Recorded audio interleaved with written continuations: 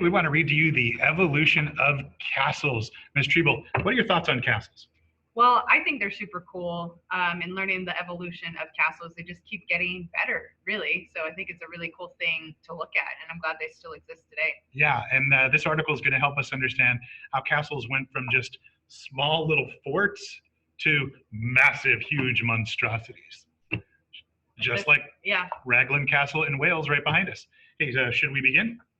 We shall. All right, the evolution of castles. In many parts of England, hill forts are among the most enduring features of the landscape. There are over 1,200 hill forts in England, and the English Heritage cares for 6 of them.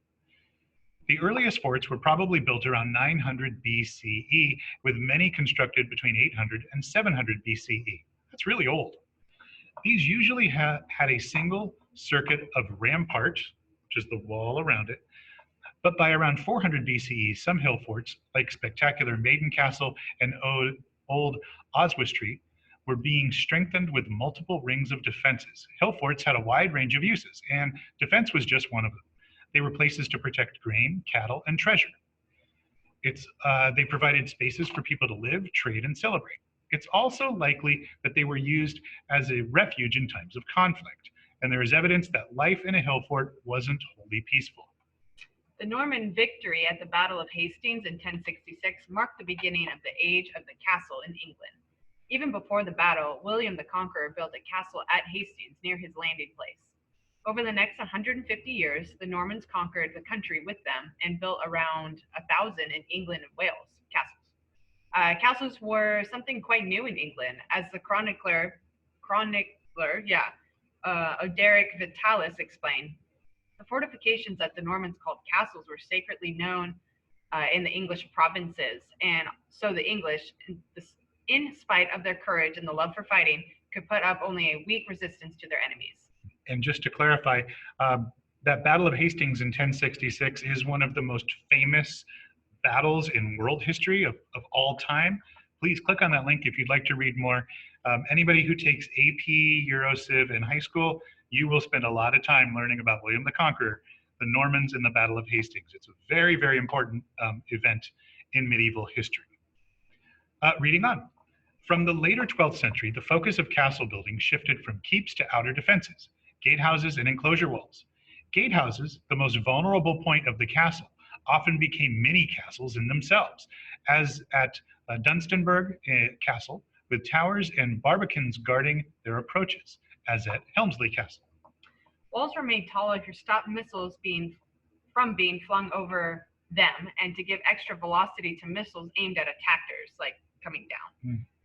Towers were built to project from the walls, square at first, as the Framlingham Castle, but later round. These increased the defenders' field of fire and allowed them to shoot down from the towers at attackers on the wall walks.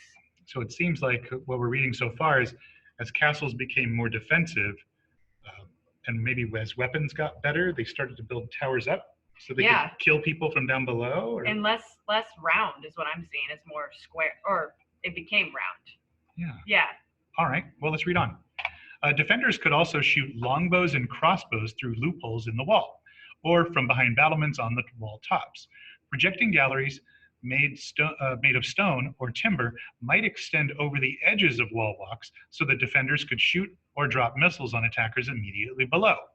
Moats or even artificial lakes, as at Kenilworth Castle, made it impossible for besiegers to undermine the walls. And to undermine means to mine under, to go under the walls. That's literally what that means. It's literally what it means. During the later Middle Ages, castles become showier and more comfortable. Medieval households were getting larger, and the people in charge wanted more privacy, so started building larger ranges within the castle with more rooms. The buildings of new quadrangular castles, like Bodiam Castle and Farley Hungerford Castle, were set around a central courtyard with a large tower at each corner so the interfaces could risk large light-giving windows. Cannons in use from the late 14th century were first unwieldy and hard to transport, so they were more useful for defending than attacking castles. Barry Pomeroy Castle and Kirby Muxloe Castle were equipped with gun ports, as we can see in that picture there, through which small fixed cannons could be fired. At the very end of the Middle Ages, Dartmouth Castle was the first English fortress purpose-built for heavy ship-sinking guns. Ship sinking. That would be a massive, massive cannon. That would be scary. Yeah. If you're interested, one of the world's largest, still intact medieval cannons exists at Edinburgh Castle in Scotland. I encourage you to go look that one up. I forget what the name is. So this was a great article, and I appreciate that we were able to find it for you. Ms. Treble, what do we want to encourage them to do with all of these blue lines if they are interested? If you are interested, the blue, if you move your cursor over to one of the blue lines and like touch it, it drops a link, and that takes you to the website where we found all this awesome information from, and you can look closer at some individual castles that we talked about and get a better look with pictures and stuff. Cool. All right. Thank you very much. Yes, thank you. And we will talk to everyone later. Bye-bye.